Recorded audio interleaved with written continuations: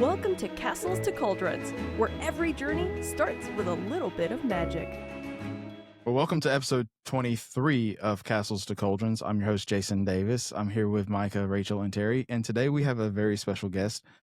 Kirsty Torok is with us. You know her as the Coupon Hunter on TikTok and Instagram and Facebook. She's an amazing person to watch if you're trying to save money. She did a Disney dining plan hack last year. We brought her on because Disney announced they're doing a free dining incentive this summer. So we figured she could help us out with how to get the most out of your money. So welcome to Castles and Cauldrons, Kirsty. Glad to have you on. Thank you for having me. I'm excited to be here. I'm excited to talk about the dining plan and hacking our way through it. What made you come up with the idea first off to do the hack of Disney dining? So it was right before the dining plan came back. So it was right about to start again. It was January of 2024, and they were bringing it back for the first time, I think, since COVID. And so people were kind of looking at what the value had changed, the price point had changed, and they weren't kind of sure if it was worth it anymore because so much has changed within the past 5 years at Disney. And so I kind of looked at it and went, this is something that I can kind of look at and go, is this worth it? Is it not? A lot of people are saying it's not worth it. And I'm one of those people that if you tell me I can't do something, I want to do it. And so I looked at it and I was like, is there a way to make this worth it? Can I cheat the system and get the dining plan that I'm paying for and get more value out of it? So it kind of was a bunch of things all at once, kind of stirring the pot together. But then I sat down and I was like, but wait, this is worth it. And I know that if you go to this place, it's a kid's meal for an adult. And then my wheels started spinning. And it was like, it took me 2 months to plan it. I'm not going to lie to you. It was 2 months of every night looking at all of the options and all of the restaurants that I could go to and kind of picking the right date. But yeah, it was just perfect timing, I guess. That's going to be my question was how long did it take you to do that? So 2 months. And you scoured all the food booth things and everything like that. If you haven't watched the videos, I would encourage you to go watch them. They're great. And she really goes deep into how much she would have spent if she hadn't paid for it. Out of all of them, I'm a fat guy. I like food. What is your favorite food that you had gotten on that dining plan? I'm a big sucker for the Moon Bowl. I loved that Moon Bowl. It was so freaking good. I'm not going to lie to you. But my other thing that they took off the menu was the chicken waffle from Sleepy Hollow. Yeah. That was my favorite. And now we might have to go do it again because that's off the menu. But that was one of my favorites too. That was so good. We love that. And I appreciate all the research you did because my trip in November, it helped me. So I didn't have to do all that research. I already watched your videos and saw and knew. And I just did little things when when we were at Epcot, my husband's a big seafood fan and some of the food and wine booths, he was getting snack credits that were worth $12 and $13 because it was shrimp and crab type things, and he got multiple of those. So I was like, we have to at least break even, but I want to do better. And I kept track on my phone every day how much it would have been, and I had this really long running list of how much did we pay for this versus what do we have to get to. And because of all the tips and tricks that you had on there, we were able to basically have Disney pay us, to do this. We were eating and we got more. We actually left with 1 or 2 kids credits left that we didn't even end up using. And we were still, came out into the, to the positive with that. Mm-hmm. Yep. There's lots of people, lots of creators that'll be, they kind of poo-poo the dining plan, right? They kind of say, oh, it's not worth it. It's a waste of your money, especially when it's a free perk that Disney offers. I feel like a lot of people are like, no, don't take advantage of it. But if you're someone that's going to Disney to save money and you have this mindset of I'm going to save no matter what, you can. It just takes a little bit of effort. You just have to plan a little bit. And you're able to save a bunch of them. So with the confectionery, did you plan those snacks to be something that would be okay, we are going to plan these for our plane ride that we can use these as that? Is that something that you went ahead and built in? Yes, because a lot of the comments are you have stuff left over or you don't need them or it's a waste of money to get the snacks. And I also wanted to show variety, that it isn't just a limited thing where you have to go to a quick service or you have to eat it.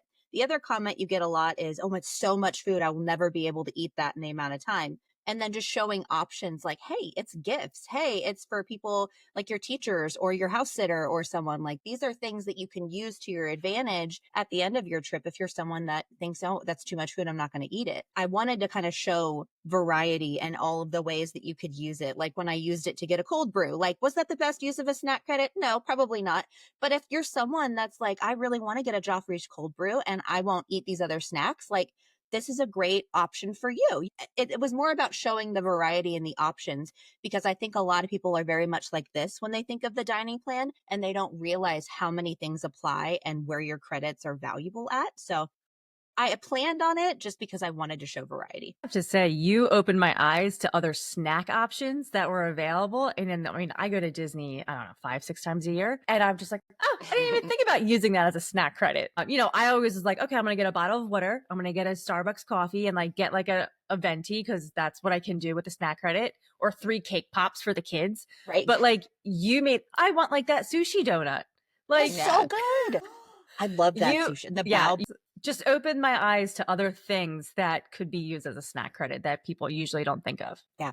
And it pains me to see. I love you. Don't use your snack credit on water bottles. Get free water. I know. I know.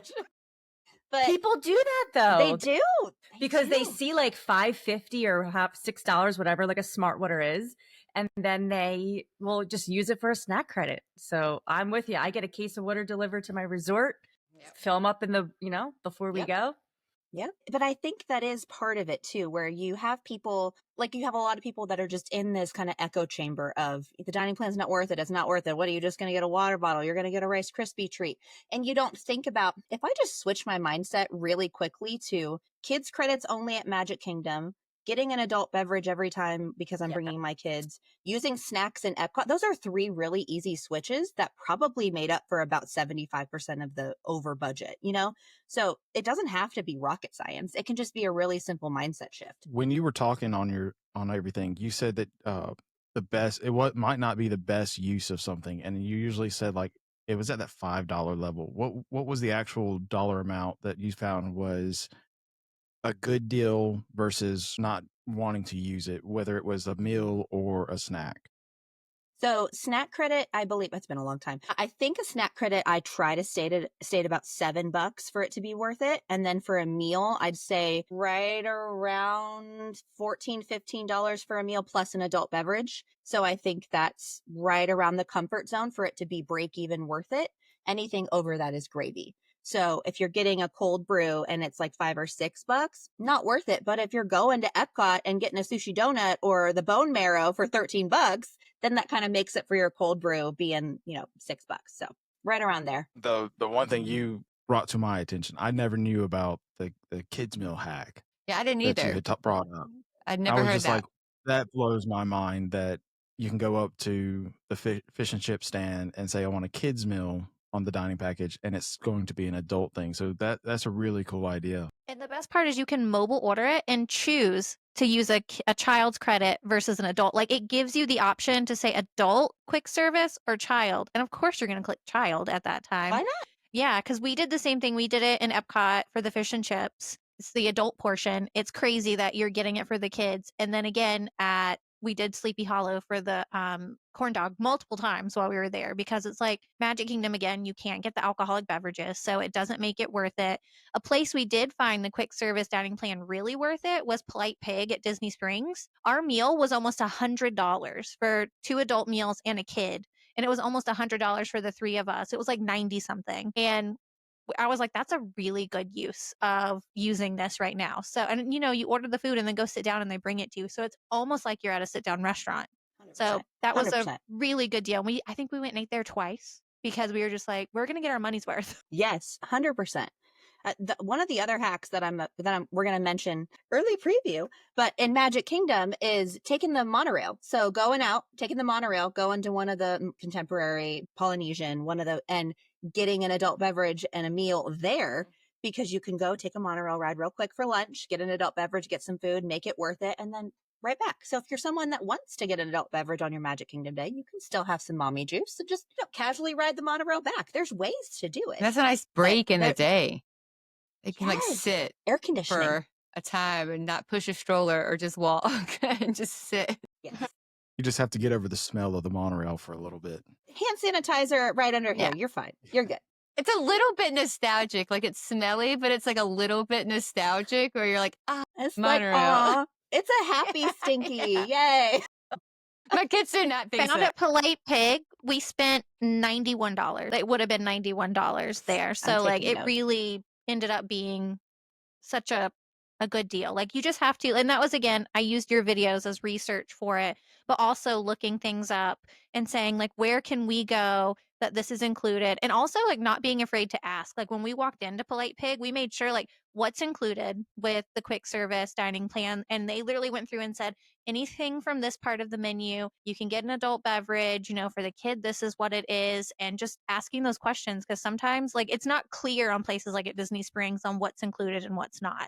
So just having that, it helps. 100%. Yeah, I think that's a good point is always ask because Disney cast members are some of the nicest service industry out there. And you'll never get a snarky answer or a eye roll or anything. Like you might be afraid to ask that at other restaurants or other stores, you know, because the people are not so nice sometimes. But Disney is always really good about explaining and they know how it's complicated too. I mean, they're not unaware that some of us are going in with like maps and apps and everything planned out down to the minute. They know. So they're always very helpful with those things. But I think that's the point of like the dining packages. They try to make it difficult so they cheat you more than you get to cheat them.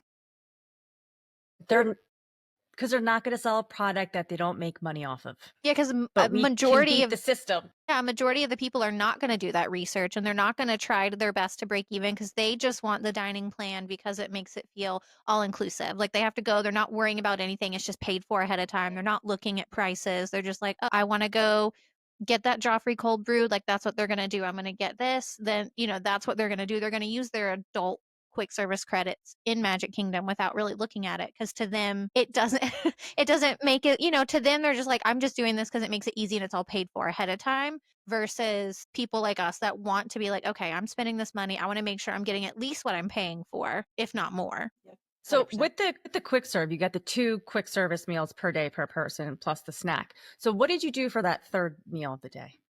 You just paid out of pocket? So it just depended. So we're just not big breakfast people. I think that maybe is just why it worked for our family so well is I'm very much so like a coffee from the hotel, a granola bar from my suitcase, and I'm good until lunch. That's just usually how my family operates at Disney.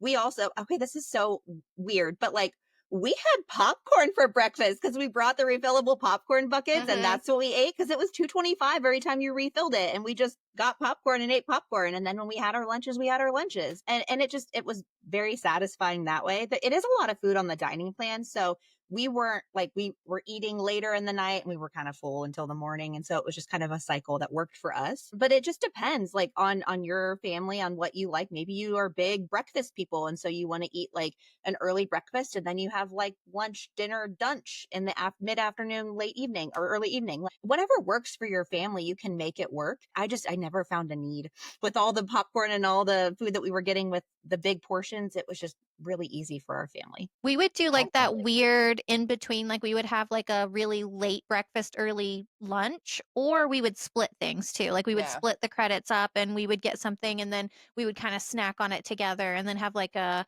kind of the same thing with lunch, and then dinner sometimes might be that bigger meal. But we kind of did the same thing where I'm like, I know it's only 2 meals per person per day, but sometimes that felt like a lot. Like we were not able to get through everything sometimes, especially like on Epcot days where you're snacking more and you're not using those credits. But we kind of like did late breakfast, early lunch, or just kind of split things between the 3 of us that when we were doing it. Yeah. A breakfast crepe. So good. I need to try one of those. Credit. It was so good. It was so good. Well, let's talk about some of the hit and miss of the restaurants. If you had to go back, if you do this again, what restaurants would you definitely bypass that you went on with this last one, like didn't have the best deal? That's a hard one. Maybe the food that I wasn't like super happy just in general. I don't really like Docking Bay 7. It was okay. I thought it was kind of like bland and blah, so we probably won't go back there. That's one of the places that we're actually, when we go in June, we're going to try. So in June, the rule is we can't do any of the places that we did on the previous dining plan. So it's going to be all new places. Yeah. So new new places, new things to try. But I probably wouldn't go back to Sleepy Hollow. I know that's so sad, but I'm so sad that they took away the waffles, and the waffles are so different now. But with the changes in food brings new changes and maybe some better offerings at other places. So just kind of depends. As someone who loves Disney, definitely a downtick in like the quality of things that you get 100%. I definitely have felt that and seen that.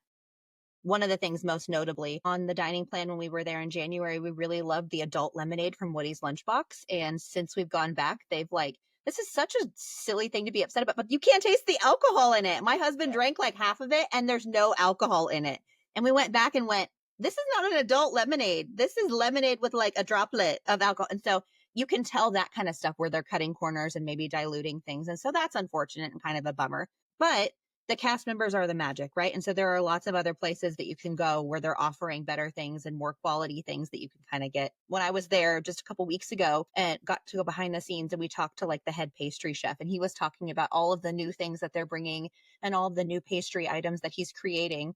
And it made me excited about it because you could finally start to see again that magic coming back that we've kind of lost over the past few years. So while there might not be a lot of things now, I'm fingers crossed hopeful for the future. I do, and we've mentioned it. I'm going to mention Universal, but we've mentioned it a lot on this.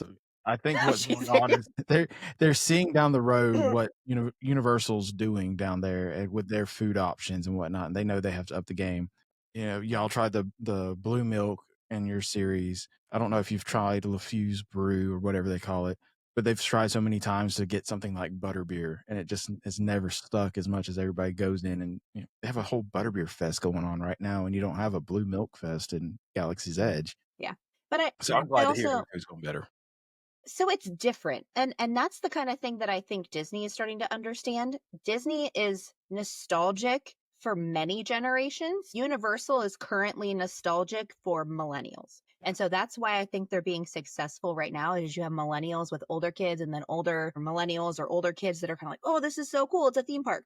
That's why it's successful. So Disney is nostalgic for younger kids. And I think that's why they're going after that demographic with like the 50% off kids tickets, and they're targeting families, and they're doing like the family vacation package and family rooms and stuff like that. So I think they're starting to realize that maybe the butterbeer is nostalgic, but it's nostalgic for me. If I went to Universal with my kids, my 9 and 7-year-old would be like, butterbeer, cool, yay. But they like blue milk because they've watched Star Wars. So It just depends. It's just different. I just think blue milk tastes like Windex. In it. No, That's a get game the one with changer. nerds in it. And doesn't it have like a so syrup, like a raspberry syrup or something in it? so good. That's my daughter's favorite. So my daughter's 7, is a princess thing through and through, loves princesses. Girl dresses up as Leia every time we go to Galaxy's Edge and gets her blue milk and walks around with a lightsaber. Disney's doing something right. That's all I'm saying. I mean, Leia's a princess too, so I mean, That's her princess. That's her princess in Star Wars. She loves it. What do you think was your best use of a snack credit, like during that trip? Like, what was your favorite snack, and also what you think was the best value? So best value was the bone marrow. That was definitely I think it was like $11, and now it's $12. So it was definitely a great value. My favorite use of the snack, the sushi donut. I loved that donut was so freaking good. And it was also kind of fresh. I mean, you had like the fish, you had the rice, and everything just felt very fresh. And sometimes when you're doing like a quick service plan, you kind of feel like you need to be bogged into this corner of like French fries and chicken nuggets, and you don't have to. So having that variety was really nice. I really liked the sushi donut. if you're going in the summer when now Epcot's not doing a festival, what do you think the best use of a dining credit for Epcot would be since they don't have the festivals going on? A dining credit or a snack credit? Well, so how would you do Epcot now? Let me just say it like that. How would you do Epcot with a dining package if you're not there during a festival itself? I mean, you'll still have areas and pavilions and things that I'm pretty sure. I still think I would still only do snacks in Epcot. That's what I would say. I would still only do snacks in Epcot. I still think there's lots of really great, because you have World Showcase and so many options of snacks around World Showcase. I still think it's the best place to use them. And whereas that's the place that has the most variety in snacks, the other parks do not. So I would still use all of my snacks in Epcot because I think the World Showcase offers a lot of options. I was going to agree with I didn't that. know if you were.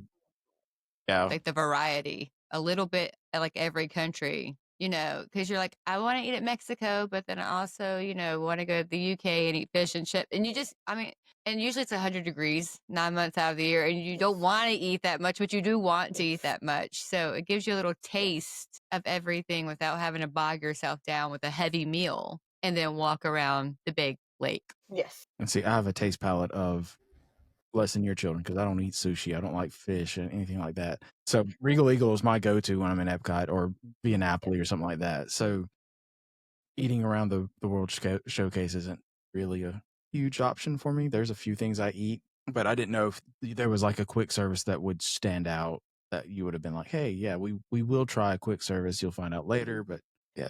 I think we did Regal Eagle. That was what we did in the video. So I think that's, if you're going to do quick service, that's the best. You got so much food there. And that's definitely, I would say, more mild for most of the palates of people that would like it. But I think World Showcase surprises lots of people. And if you're going to do the thing where you like share things, I think it's just a great option. Even if you don't have like a super adventurous palette, like going and just trying a single thing from each World Show, I still think is super worth it. Just to kind of see what's out there. My kids are 7 and 9, and like my daughter's extremely picky, but she's willing to try stuff and found that she liked a lot of this stuff. So I still think it's worth it. So Jason is making me go to HHN, and I hate all things spooky and horror. So I think we should make Jason go around the World Showcase and eat something from every country, since he doesn't like it. Yes. I like that idea. As long as it's Perfect. I support this decision. Thank you. It's on. Yes. Yeah. That's We're perfect. forcing you to eat. You're going to make How us be bad? uncomfortable.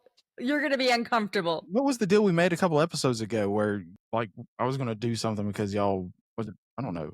I had to go back. You're eating around the Yeah. world, and it's going to be great. And we get to I'll choose drink what around it the is. You show. don't get to choose. They're going to make me eat like escargot. Oh, you'll be So fine. It's good. good. Yeah. It's good. My wife loves it. I was like, you need to try it. And she did. Because what we do is I give her a $50 gift card. And she goes around the world, and that's, she'll eat all day. Okay. And she's like, I'm going to try this escargot croissant. You. Do you get the $50 gift card from Target with the Yeah. red card to save 5%? Yes, you I was thinking the do. same thing. Yes, We you did. do. That's You the only did. way. I have paid for trips in all gift cards from Yes. Target. Same. That's It's so fun. 5%. It's A lot of money. phenomenal. It is. Yeah. And you can kind of stack it up sometimes when they have like those rewards in your wallet where you like spend 140, get $20 back. And don't mind if I do. 140 Disney gift card. Thank you. It's awesome. I need to, but we You always should. forget about it. And when you're paying for like a week-long trip for a family, like it really adds up over time. Like you're like, oh, look, that's an entire like meal or, meals for the day. Like when you're doing this stuff, I actually just paid off someone's like trip and they sent me like their gift cards. It's a girl I work with. And she was like, thank you so much for telling me to do that at Target. Like it saved me money. And I was like, good. And now that's more money for you guys to spend. And then also like this 50% off kids tickets thing, like I saved over $200 with that as well. So she was like, look at this. You're saving me money with the Target stuff. You're saving me money with the tickets. That's just more things now that like they don't have to tell the kids no. Like if they want to get the bubble wand or whatever, they have the extra money now because they already planned on spending it. So she's like, now we get to do these things. And she was just really thankful that Disney is coming out with those deals for her, and also that she had someone to be like, hey, I did this where I didn't even ask her. I was like, hey, I got to work that morning and go, I saved you $206 this morning. And she was like, whoa, thanks. You're like, no big deal. Yeah. What a dude. It's another day. Yeah, Another day in the exactly. office. I only woke up an extra 45 minutes early to do it. Usually by the time it all drops, I've been up for 3 hours. So I'm going through and doing it all. Before we do want to talk a little bit more about how to save for your Disney trip. Because, I mean, if we have the coupon hunter on, we need to find out how to, save the money to get there. But in research for any future trips with a sit-down restaurant, can you give us little helpful hints on maybe what would be the best value for that? You don't have to give like restaurants per se, but just how would a sit-down be good for us? Character experiences are always going to be your best value. Buffets are always going to be your best value. So looking for those and prioritizing those above everything else is definitely the way to go. And then the third, so there's three, the character experiences, buffets. And then if you can get any kind of like exclusive seating packages with it, that's another big perk too. So finding a way to get all three of those options, the best way to go for the sit down plan. And try to do like dinner and lunch more, right? Because those are going to be the more expensive meals as well versus breakfast, because breakfast is always going to be cheaper. Yep. Would you consider like Cinderella's Royal Table is 2 credits. Like, no, Absolutely not. Okay, I'm just nothing with 2 credits is worth it. like Nothing okay. with 2 credits is worth it. It is 100% a waste unless it's like a bucket list item for you and you're like, I have to go inside the castle and I'm going to use my credits because it's a bucket list. Then that's emotional value that you're bringing to that meal. But nothing else is worth 2 credits. Money, it does not make financial sense at all whatsoever. Not when there's other like princess sit downs that you can do that What was aren't. at Epcot? What's the one at Akashur's? Epcot? Akashur's. Yeah, Akashur. Yep. This guy doesn't do that. It's really good food. It I've- is. We've done a breakfast there once and it was good, and we've done dinner, or maybe it was lunch, and I was like, no, I can't do lunch here. They're usually the same menu. You could eat off the kids menu. Yeah, chicken tenders and fries. I think there's mac and cheese on it. I will tell you how much of a flavor palette I have. When me and my wife got engaged, I proposed in Cinderella's Royal Table, and I had him come up and get me, it was a chicken, like a chicken breast, not on the menu, and it was served on mac and cheese. Like nothing on the menu whatsoever. I was just like, I'm picky, and they probably knew I was completely nervous, and I still didn't eat most of it.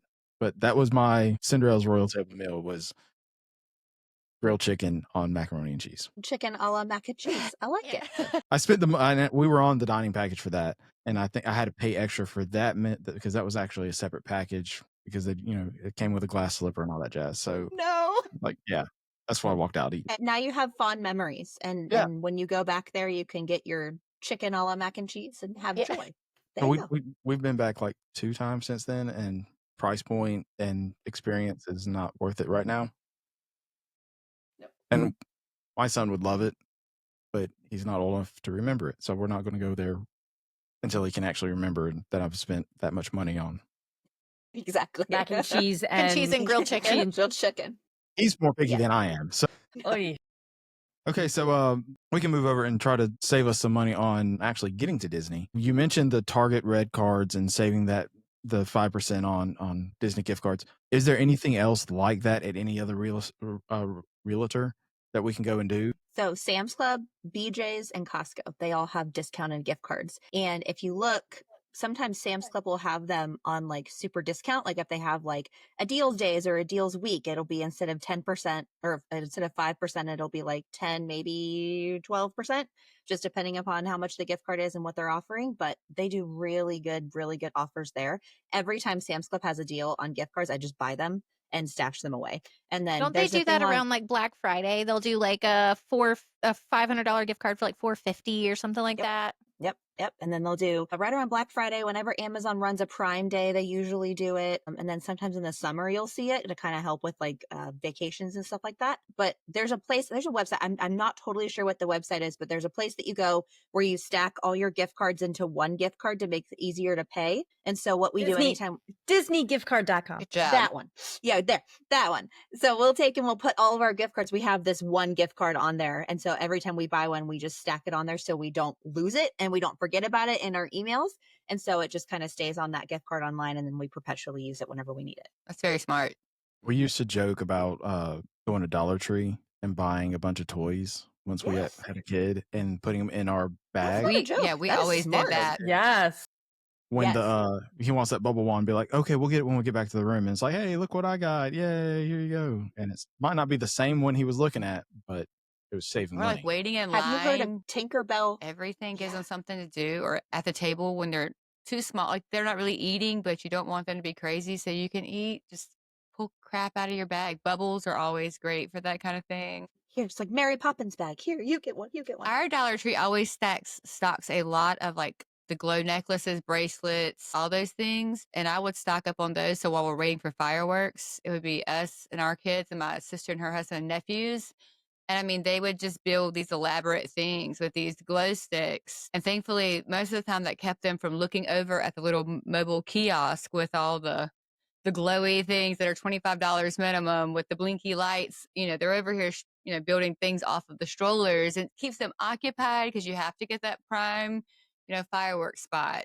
But I spent $20 at the Dollar General or Dollar Tree, and it entertained them all week because we just broke more open every night. So that's a great idea. And especially if you have a stroller, or if you have like kids that are like sitting there wanting to do something tactile for the younger ones, it's great. The other thing that we love doing is I got this idea from someone on TikTok a while ago. There was in my comment section, and it's like Tinkerbell pixie dust gifts in the room. And it's basically like if you go into the park and we don't buy anything when you get back, Tinkerbell is going to leave a pixie dust gift on your bed, and you can come back and see what pixie dust Tinkerbell leaves you. And so my kids wanted nothing because they wanted to see what Tinkerbell was going to leave them. And it's real quick. Oh, mommy forgot her shoes. I'm going to go run back really quick. And then you set out the thing that you got on Amazon or Target or whatever onto the bed. And Tinkerbell and put a little bit of sparkle That's around it. We smart. got these like little Mickey shaped sparkles for they loved it. They died. They wanted nothing to do with any of the stuff in the park. And they were so happy every night when they came back to see what Tinkerbell had left them. And it's so magical and it's so fun. I loved it. It's like Tinkerbell's like the incentive. Oh, she was in my room, left me stuff. And it's for me and it's I love it. special. They loved it. I love It was so that. cute. When somebody sees it in line and it's like, oh, Tinkerbell brought it. So we don't know where it came from. Mm-hmm. Who knows? Yep. I wish my kids were younger so I could Yeah. pull that stuff on them. Right. It's Mine still are too smart. old now. You're right. Well, mine lost Mine a are tooth getting while there. we were there. Actually, he lost 2 teeth while we were at Disney the last time. So this really, really nice lady on a bus like slipped a little stuffed stitch into my husband's bag and said like, so Tinkerbell can leave it tonight. But Tinkerbell, Tinkerbell, like that Disney Tooth Fairy with Tinkerbell leaves way better gifts than when you're at home. So Yep. my son had a tooth that was loose, but not loose enough to come out. He pulled that sucker out so Tinkerbell would bring him another gift that night. So Tinkerbell had to go to the gift shop Yeah. at the resort to get Dang. something because the first night he left a stitch or she left a stitch and $1 and we were like, oh, we're literally just waiting in line for Star Tours. And he goes, oh, look, Mom. I go, that's a lot of blood. And he goes, well, it was kind of wiggly, but I just went ahead and pulled it out so Tinkerbell will come again tonight. And I was like, okay, That's one way to cool. do it. Let's do it. I was staying at Universal in September because I might pull a tooth out, see if Tinkerbell comes in. Tinkerbell doesn't come That's to the Universal. Fairy. There's a fairy godmother in Shrek. True. So Pixies and Harry Potter. True. yeah, Mhm, there you go. mhm. See?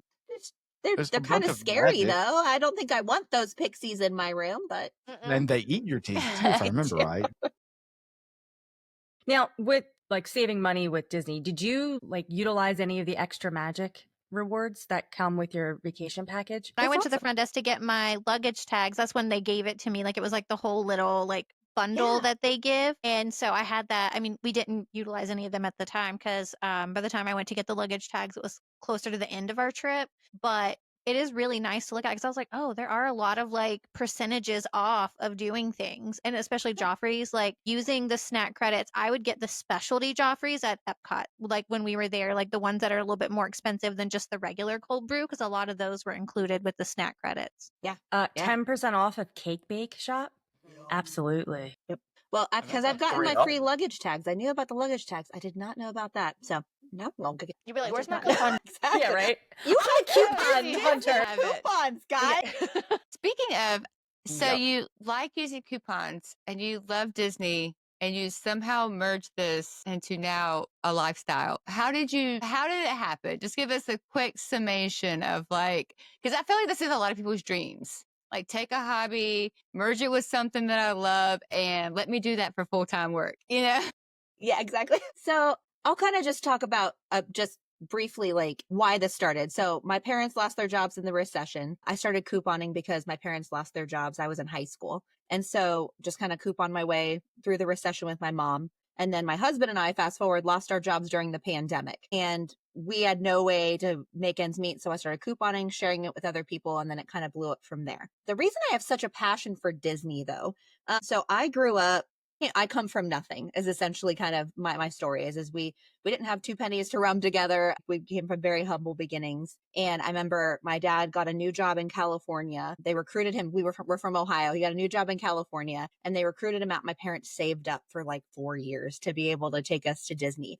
And I remember going to Disneyland for the first time and it just being this magical, beautiful experience and just loving it so much. And I wanted to continue to go and take my kids. We didn't have a lot of money because I had my kids young. And so I planned trips and we would save up, but we would do Disney on a dime. And so we would do kind of like the Good Neighbor hotels and we would go on the off times and we would go when my kid was young and we wouldn't stay very, like all the kind of things that like we'd pack a suitcase full of food. So we didn't have to buy food in the parks. because it's just this magical experience that I wanted for my family, and I found so rewarding. The part is that there's a lot of people now that are like, I'll never be able to take my kids to Disney because it's too expensive. And I think that's a lie. I think that's a big fat lie that the influencers have sold you, Yes. right? And the reasons the influencers have sold it to you is because they're the 25-year-olds with no kids where, no offense to anybody, goodness gracious, but they're the 25-year-olds with no kids going into the park buying everything that they want.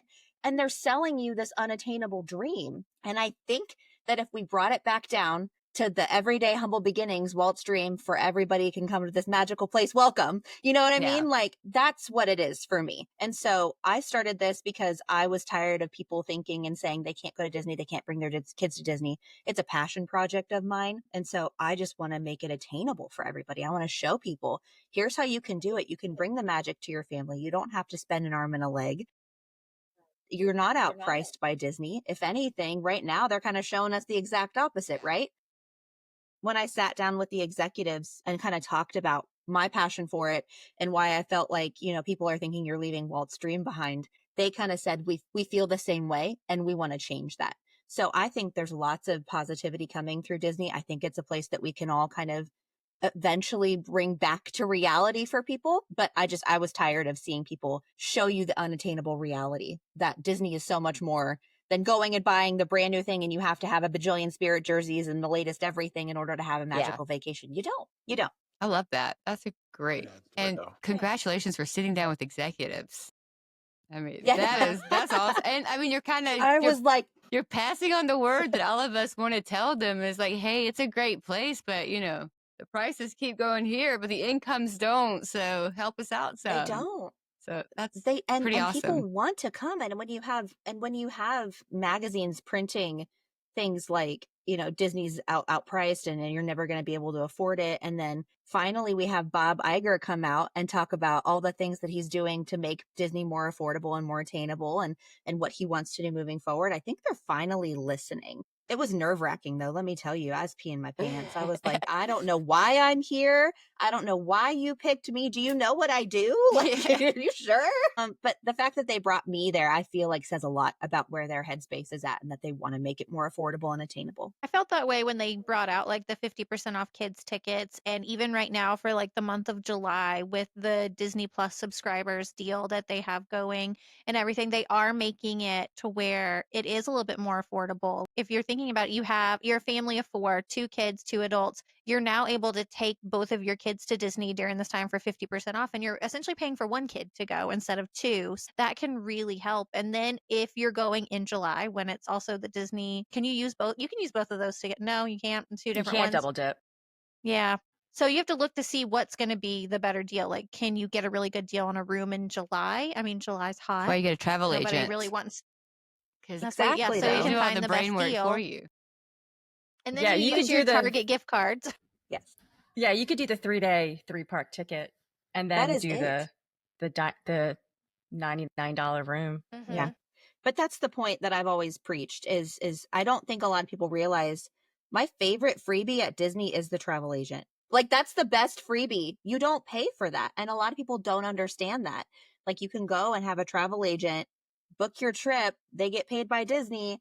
And then you get all of the perks and the brains and the savings behind it. That's a huge plus. If you're someone that's like, hey, I'm already working a full-time job, I'm just barely affording this trip, I don't want to spend 2 months planning how to beat the Disney dining plan. Okay, cool. Your travel agent's going to do that for you. And then they're just Mhm. going to send you a cute little PDF of it. And then you're just going to take it into the park and have a magical time.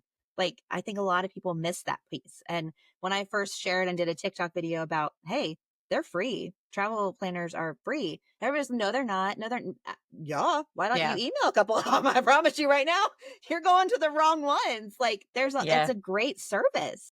I think the And question we answer the most is like, well, how much does it cost to use you? Yeah. Like that. And then I don't know how many times like I've had that conversation of actually, you talk to them about like that's already built in. It's a commission. Like you're not paying for it. Like you're already paying for that, but then you're not utilizing that service. Like it's already in the price. Yep.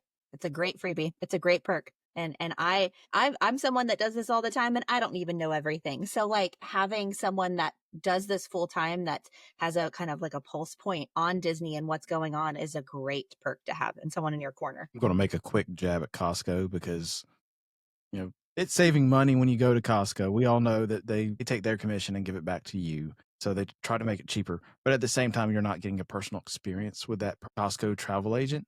You call in that line and say, hey, I need to do this. It's just employee A. And then you have another question. You call in, it's employee X. You call again, it's employee M. With a regular travel agent, you're calling that one person. You're texting that one person. And they're getting to know you. They're getting to know your family, what you like, what you don't like, trying to make that experience the best thing that they can make it for you. So that if it's a once in a lifetime trip, your kids will be talking about it for the rest of your life. And they may be able to suggest things that you didn't even know you wanted because they know you. Yep. Where like you said, a rando on the Costco line wouldn't even know to bring up because they don't know anything about you. So buy your Costco gift cards. Costco is great for everything else. And bring them to your other travel, your travel agent. It's great for toilet paper sometimes. But the other part is having someone that when you get a new, like if you have a new perk or a new plan, like when the Disney Plus discount was just dropped, aren't people able to call you and be like, hey, can I get this applied to my already existing travel plan? You can't do that with Costco. You buy it from Costco and that's like, cool, you're locked in. Like, they're not going to switch it for you, but you can and save them money. Like Michael mentioned earlier, it's not even they call us. Most of the time it is we go ahead and apply whatever we find is saving them the most money. So like right now, we talked about it when it released. Free dining is a great promotion, but it might not save you as much money as the room discount. So we'll save you the most money. And we'll explain why we did it. And if you sit there and said, hey, we really would rather have free dining, we'll be like, cool, we'll do it. But we want to make sure you have the most money in your pocket for when you go into the parks and have that expensive toy your kid wants. 100%. We didn't mention it, but let's talk. We mentioned a little bit. They did have the $99 a night All-Star, right? I think it's sports. Standard room. No one likes All-Star Sports. I'll say that. I stayed there and it wasn't that bad. But it's not that bad. bad. And it's a small resort. Yeah. Well, and during the summer, so it's going to be good during the summer. You're not going to have the cheerleaders there. You're not going to have the football players there and all that stuff. So it's going to be better then than it is. I think it's crazy that Disney has put a room under $100 because we haven't seen it in forever. Yes. And I want to book a trip just because I can say I stayed in a hotel room for less than $100 at Disney. But you tell people that and they go, no, you're lying. Yeah. This is this is legit. And I think that's the best part about this is Disney's kind of going, here's all these promotions. We hear you, we see you, and it's attainable. I think unpopular opinion. I think the value resorts are the best resorts on property. I hate staying in deluxe resorts because I feel like all my money is going into the place that I'm just sleeping. I don't want to be there any other time than when I'm sleeping. And I've been in a couple of my parents stayed at the Grand Floridian and we stayed on our anniversary one time in Animal Kingdom Lodge. And they're beautiful. They're beautiful resorts. They have great amenities. I can take a bus or a Skyliner and go enjoy those resorts for free. And then I can go sleep at my All-Star movies for way cheaper and to be just as happy. Yeah. So that's just my opinion. I don't mind all-star sports. Yeah, it's bad when cheerleaders and football players are there. Please don't go during those times. But when they're not, like, it's really not bad. And my kid, who's 9, absolutely loves it because it's like a sports themed resort and he gets to walk around and my husband and him throw a football and then, like, it's a great place depending upon your family's needs. So I just always say, don't poo-poo the value resorts. Like, don't knock them till you try them. They're cool. Some of them are real cool. They still got Disney magic. I have stayed at more value resorts than I've stayed anywhere else. Pop Century is my go-to. Yes. The agency we're going down in June, and we're staying at Pop. So, Pop. My kids think Pop I'm is the excited. pinnacle of luxury. Like, Yeah. they love it. They love the theming It's so so much. They're like, fun. can we stay here Yes. every time? The bed pulls down from the wall. Like, you've got to be rich Yes. if your bed pulls down from the wall. And they got didn't they just get a new coffee shop in Mhm. there? Yeah, they just I'm opened it in excited the about that. food court last week, I think, maybe earlier this week. Awesome. I want that new And they have ice the cream tie-dye bucket. cheesecake.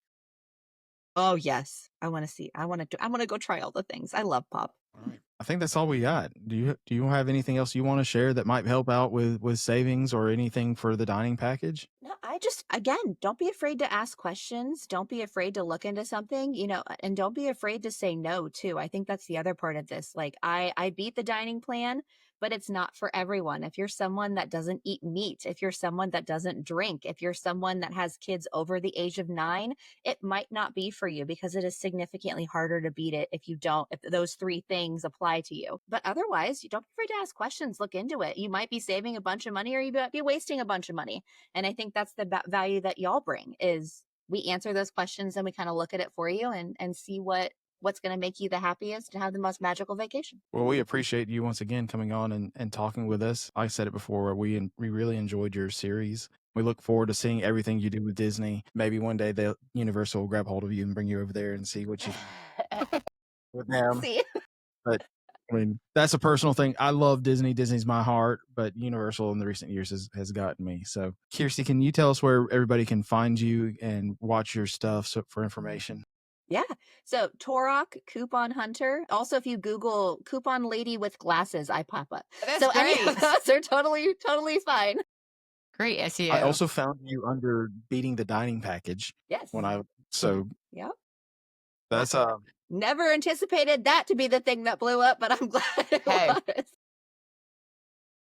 I'm like, how big did your following jump after the Disney stuff? I mean, significantly. It reached a whole new audience, a whole new level of people. And like I said, I feel like it was a pulse point for people. Disney's expensive. No, it's not. Here's how we can beat Disney, and the mouse isn't always going to win. So I think that was a really valuable thing to show people. Well, like I said, we look forward to seeing what you're going to do here in the next year. And we're glad that Disney's reached out to you and seeing what you're capable of being in a social media light when it's not focused on Disney. And maybe that gives hope to some of those people out there that don't focus all their love into the parks, that they have different opinions on things. For the rest of us, if you want us to help you plan your first or your most magical vacation, you can get a hold of us, magicaltravel.com. Any of us would be glad to help you, and any of our wonderful agents over there would help you with a free no obligation quote. The next episode will be in a couple weeks. It will be me and Micah will be talking about our experiences with Epic Universe for the very first time and what we liked, what we didn't like, and any food that we tried. I tried the chicken. I can go ahead and tell you that. Chicken and pizza. I'm not as adventurous. But until then, we will see you on the next episode.